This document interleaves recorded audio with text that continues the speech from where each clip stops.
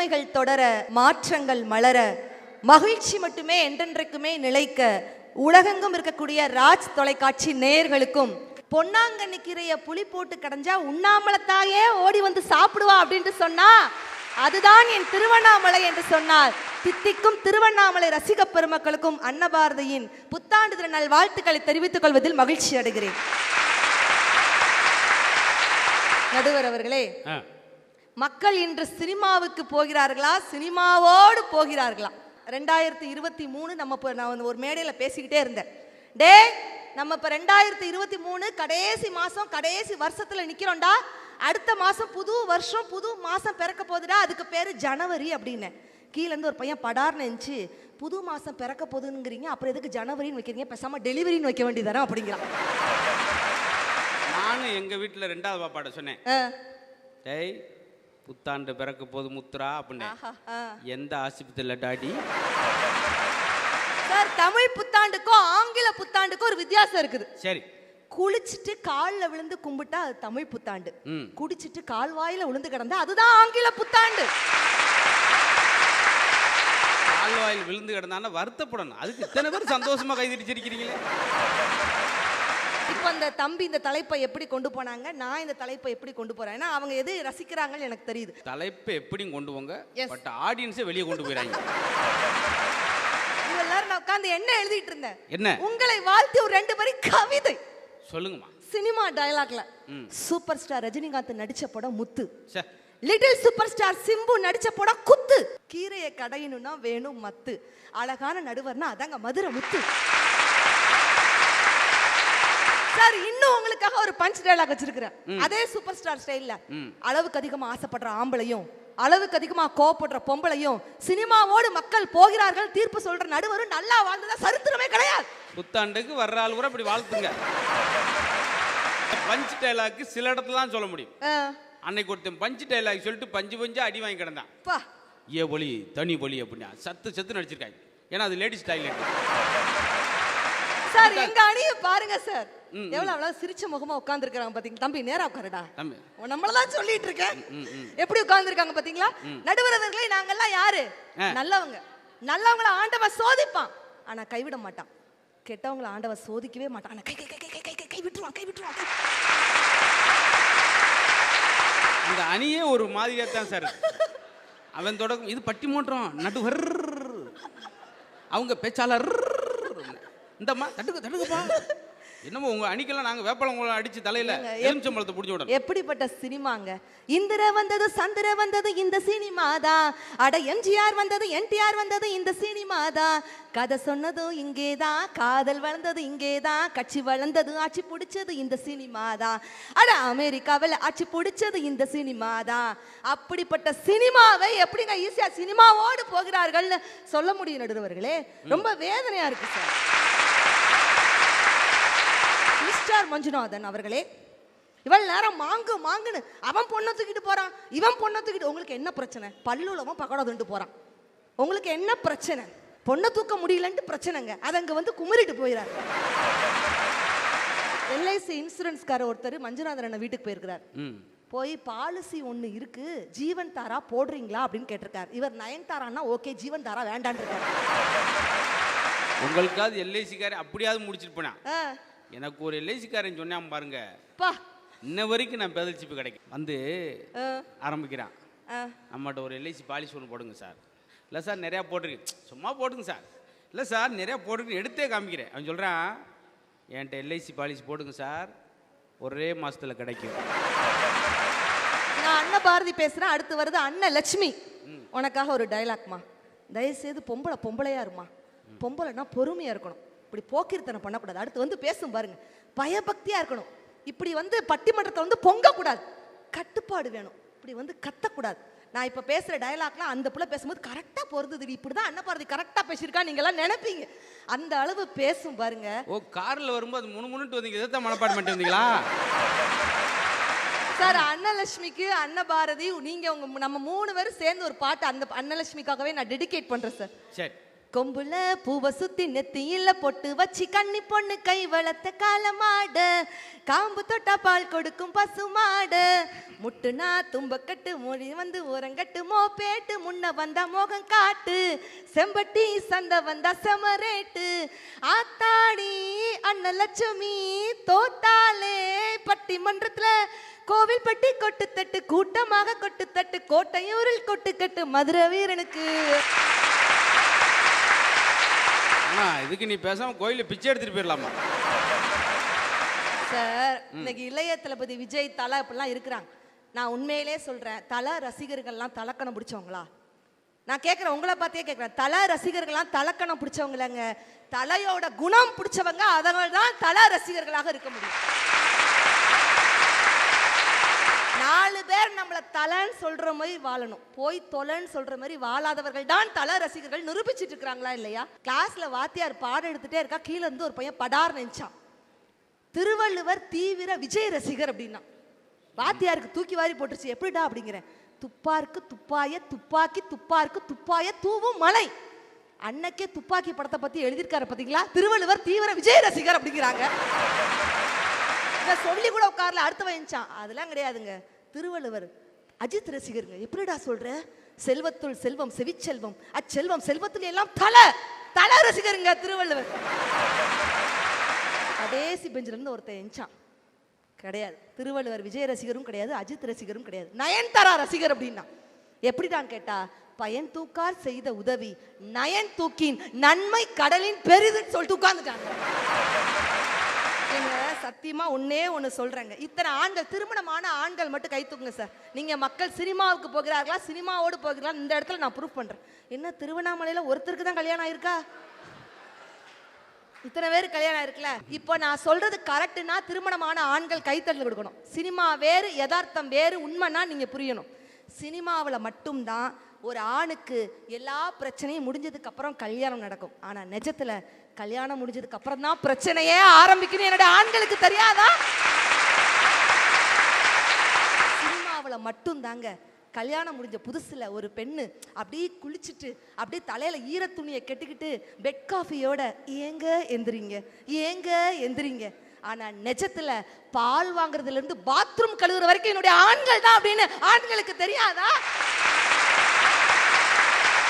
சினிமாவில் மட்டும்தான் திரிசா இல்லாட்டி நயன்தாரா, அனுஷ்கா இல்லாட்டி ஆண்ட்ரியா.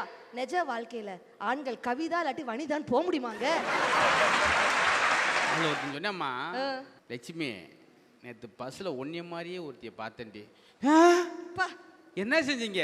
வேகமா இறங்கி வேற பஸ்ல வந்துட்டேன்டி. அப்படின்னா அவன் எவ்வளவு நொம்பல் பட்டிருக்கான்னு பாருங்க. கொஞ்ச நாளைக்கு முன்னாடி சினிமா தேட்டரில் படம் முடிஞ்சோடனே தேசி கீதம் போடுற மாதிரி வச்சிருந்தேன் பாத்தீங்களா? ஆமா. அதை ஏன் நிறுத்தினாங்க தெரியுமா? ஏன்? அது எத்தனை செகண்ட் சார் வரும் தேசிய கீதம்?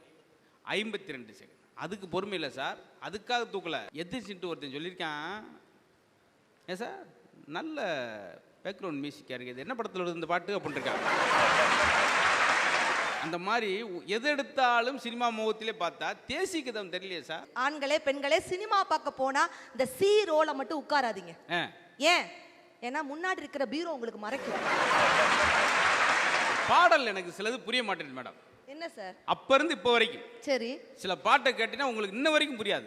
ஒரு பாட்டு கேட்டேன், அதுதான் அதுக்குத்தான், உடனே இவர் இதுதான் இதுக்குத்தான், கடைசியில் எதுக்குன்னு எனக்கு இன்ன வரைக்கும் தெரியல சார். இன்னொரு பாட்டில் என்னை பத்தி நீ என்ன நினைக்கிற, அது என்னது? எசாமர் பண்ணி உடனே அவர் உன்னை பத்தி நான் ஒன்று நினைக்கல. ஏதாவது புரிஞ்சா சார்? அது மாதிரி தான் நான் இருந்தேன்.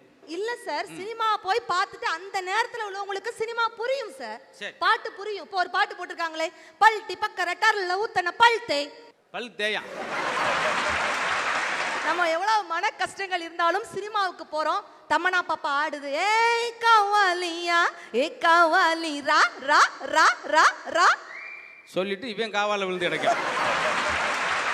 வலிமாமா வலி புளிமாமா புளிப், ஏ வலிமாமா வலிப்பு புளிமாமா புளிப்பு வலிமாமா வலிப். இது என்னமா எனக்கு பாட்டுல வந்த மாதிரி, உனக்கு வந்த மாதிரி தான் தெரியுது எனக்கு. ஜாலியா சினிமா சினிமாவுக்கு போறாங்க, 3 மணி நேரம் என்டர்டைன்மெண்ட் பண்றாங்க, வருதாங்க சார். சார் உண்மையிலேயே இங்க உள்ள திருமணமான ஆண்கள் கிட்ட கேட்கிறேன் சார், நெஞ்சில கை வைங்க சார். உங்ககிட்ட ஒரு கொஸ்டின் சார், ஏன் ஒய்ஃப் அப்படி அனுஷ்கா மாதிரி கதாநாயகி மாதிரி இருப்பா, ஏன் ஒய்ஃப் தமனா மாதிரி இருப்பா, ஏன் ஒய்ஃப் சிக்கன் சிம்ரன் மாதிரி இருப்பா அப்படின்னு சொல்லக்கூடிய ஆண்கள் கை தூக்குங்க, கைத்தட்டல் கொடுங்க பார்க்கலாம். சார் உண்மையில தெளிவா யோசிச்சு சொல்லுங்க. அவர் 3 கையும் தூக்கி இருக்காருன்னா என் மனைவி 3 சேர்த்து இருப்பா சார் அப்படி. சார் ஆண்களுக்கு தெரியும், அவங்க அந்த மாதிரிலாம் நினைச்சிருப்பாங்க, ஆனா முடியுமா? ஏன்னா உண்மையிலேயே சினிமாவில் மட்டும்தான் பெண்கள் ஸ்லிம்மா அழகா இருப்பாங்க. நிஜ வாழ்க்கையில் அப்படி இருக்க முடியுமா? ஏன் சினிமாவில் மட்டும் அவங்க அழகா இருக்காங்க? அவங்க சாப்பிட்றதே வெறும் 2 ஸ்பூன் 3 ஸ்பூன். நம்ம வீட்டு பொம்பளைங்க சாப்பாடு டேஸ்ட் பக்கத்துக்கே 10 ஸ்பூன் திங்கிதுங்க. அப்புறம் எப்படிங்க சினிமா அப்படி ஸ்லிம்மன் ட்ரிம்மன் இருக்க முடியும்? நீங்க சொல்லுங்க சார். எல்லா யதார்த்தமும் எனக்கு புரியும். அதே போல இப்ப ஆண்களுக்கு நிறைய கொஸ்டின் கேட்டேன்ல, திருமணமான பெண்கள் மட்டும் கை தூக்குங்கக்கா. திருமணமான பெண்கள் நீங்களும் மனசாட்சியோட பேசணும். சினிமாவில் மட்டும்தான் என் வீட்டுக்கார், இப்போ நீங்க நினைச்சுக்கோங்க, உங்க வீட்டுக்கார் இளைய தளபதி விஜய் மாதிரி இருப்பாரு, அஜித் மாதிரி இருப்பாரு, சூர்யா மாதிரி இருப்பாரு அப்படின்னு சொல்லக்கூடிய பெண்கள்லாம் கொஞ்சம் கை தூக்குங்கக்கா. பாருங்க சார், ஆண்களாவது இறக்கப்பட்டு கை தூக்குனாங்க, 4-5 பேர் பெண்கள் அதுவும் தூக்கல. பாத்துக்கோங்க சார், இதுதான் பெண்களின் நிலைமை சார். சினிமாவில் மட்டும்தான் சார் எப்ப பார்த்தாலும் அந்த அந்த காதலன் இருக்கான்ல சார், காதலிய பார்த்து கவிதை சொல்றான் சார். படத்துல என்ன தெரியுமா? கண்ணே உன் முகம் ஞாயிறு, பேசாம போய் இருந்திருப்பாங்களே. உன் கண்கள் திங்கள், உன் உதடு செவ்வாய், உன் மூக்கு புதன். என்ன இல்லை இவ்வளவு ஆவலாக்கு நோட் பண்றாங்க திருவண்ணாமலை மக்கள். பயமா இருக்கு, இந்த பையன் பேசும்போது கூட இவ்வளவு நோட் பண்ணல. இதே நானா கீழே உட்காந்தேன்னா பேசுறதுக்கு ஒவ்வொன்று ஏதாவது சொல்லிட்டே இருந்திருப்பேன். ஏன் எப்படி சொல்லுவீங்க? என்ன சொன்னீங்க? உன் முகம் ஞாயிறு, பேசாம போய் இருந்திருப்பேன். உன் கண்கள் திங்கள், இந்த வருது செங்கல் அப்படின்னு. உன் உதடு செவ்வாய், இந்த இருக்கு கால்வாய் அப்படின்னு. உன் மூக்கு புதன், நான் அன்னைக்கு லீவு அப்படின்ட்டு. உன் கண்ணம் வியாழன், உன் கண்கள் வெள்ளி. மொத்தத்துல நீ எனக்கு பிடிச்ச சனி. உனக்கு பின்னாடி நீ எல்லாம் வெட்டின்னு போட்டிருக்காங்க, இந்த பிள்ளை உனக்கு சனி. சினிமாவில் மட்டும்தான் ஹீரோஸ் எல்லாம் 6 பேக் 7 பேக் 8 பேக் 9 பேக் வச்சிருப்பாங்க. நிஜத்துல நம்ம வீட்டு புருஷன் மாறலாம் லஞ்ச் பேக்க கூட தூக்கிட்டு போக முடியாம இத்தா தட்டி தொப்பையை வச்சுக்கிட்டு திரியாங்களே. அப்ப மக்கள் சினிமாவோடு போகிறார்கள் எப்படி சொல்ல முடியும்? சினிமாவை பார்க்குறோம், ரசிக்கிறோம், நமக்கு வாச்சது இவ்வளவுதான் சொல்லிட்டு மக்கள் யதார்த்தத்தோடு வாழ பழகிட்டாங்க. நடுவர்களே, கே ராமசாமி அவர்கள் ஒரு பாட்டு பாடினார், அதான் அவர் கடைசி பாட்டு. நான் இனி பாட மாட்டேன், நான் இனி பாட சொன்னார் ப்ரொடியூசர். வேணாம் சார், அது கொஞ்சம் அவசகுணமாக இருக்கு. இல்லை சார் பரவாயில்ல, நல்லா அந்த இதுக்கு சுச்சுவேஷன் தேவைப்படுது. அதாங்க அவருடைய கடைசி பாட்டு. டிஎம் சவுந்தரராஜன் அவர்களுக்கு எது கடைசி பாட்டு தெரியுமா? ஒருதலை ராகத்தில் 2 பாட்டு, 2 பாட்டும் பாருங்க. நான் ஒரு ராசி இல்லா ராஜா, அதில் இன்னொரு பாட்டு, என் கதை முடியும் நேரம் மீது. சில விஷயத்தை நம்புற மாதிரி சம்பவம் இருக்கும். அதே போல் கே தங்கவேல் அவர்கள் என்எஸ் கிருஷ்ணன் போய் உதவி கேட்டார். என்எஸ் கிருஷ்ணன் அவர்கள் எப்பவுமே ஒரு மிகப்பெரிய வாரி வழங்கக்கூடிய வள்ளல். எம்ஜிஆர் அவர்களுக்கு எப்படி கொடுக்க வேண்டும் என்பதை பிறருக்கு கொடுக்கின்ற கற்றுக் கொடுத்தது என்எஸ் கிருஷ்ணன் தான். அப்படியாப்பட்ட வள்ளல்கிட்ட போய் கே தங்கவேல் கேட்டோன்னே என்எஸ் கிருஷ்ணன் என்ன கொடுத்தார் தெரியுமா? என் லட்சுமியவே உனக்கு தரண்டான்னு கொடுத்தார். அதோட என்எஸ் கிருஷ்ணனுக்கு லட்சுமி குறைஞ்சதாகவும் தங்கவேல் பெருசாக சினிமாவில் வந்ததாகவும் சொல்லுவாங்க. அதெல்லாம் எதுக்கு சொல்கிறேன்னா, மூட நம்பிக்கை நம்புகிறாலும் உண்டு, அதை நம்பாதாலும் உண்டு. நாங்களாம் சின்ன வயசில் தேதியில் காலண்டரில் தேதி பார்த்துட்டு போவோம். துலாம் ராசி யோகம் அடிக்கும், கடைசி லாரி அடிச்சு போட்டு போயிருக்கும். அதனால அவங்க நம்பிக்கை. மக்களுக்கு தெரியும் சினிமாவில் மட்டும்தான் சூரியவம்சம் படத்துல வர மாதிரி ஒரே பாட்டுல பணக்காரனாகி பஸ்ஸை வாங்கி காரை வாங்கி 10 பஸ்ஸுக்கு வாங்கி 10 பஸ்ஸுக்கு ஓரணராகி, இதெல்லாம் சினிமாவில் மட்டும்தான். நிஜ வாழ்க்கையில் நடக்க முடியுமா? கத்தி படத்துல ஒரு மாஸ் டயலாக் இளைய தளபதி விஜய் நடத்திருப்பார். ஒரு அமெரிக்கன் மல்டிநேஷனல் கம்பெனி 200 விவசாய நிலங்கள் அழிச்சிருக்கு. அதுல எது திருடின ஒரே கிராமம் தன்னூத்து. அதுக்காக அவங்க கொடுத்த விலை 9 விவசாயிகளோட உயிர். இந்த கொடுமையெல்லாம் அவங்களுக்கு தெரியப்படுத்த முயற்சி பண்ணி முடியல. 3 வேளை பசிக்கும் போது சாப்பாடு ஞாபகம் வர நமக்கு அது விவசாயம் பண்றவங்களோட ஞாபகம் என்னைக்காவது நமக்கு வந்திருக்கா? கடந்த 30 வருஷத்துல மட்டும் 12,456 ஏரிகள் மூடப்பட்டிருக்கு, 27,000க்கு மேல குளங்கள் அழிக்கப்பட்டிருக்கு, 7 ஆறுகள் மூடப்பட்டிருக்கு, 1,67,512 ஏக்கர் விவசாய நிலம் அழிக்கப்பட்டிருக்கு. எங்க அவங்க விவசாயத்துக்கு தண்ணி கேட்கலங்க. அப்ப இவங்களாம் விவசாயி தற்கொலை பண்ணாம என்ன பண்ணுவான்?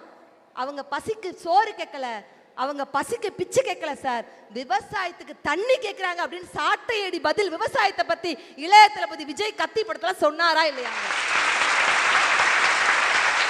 புண்பட்ட மனதை புகவிட்டு ஆத்துன்னு சொல்லுவாங்க.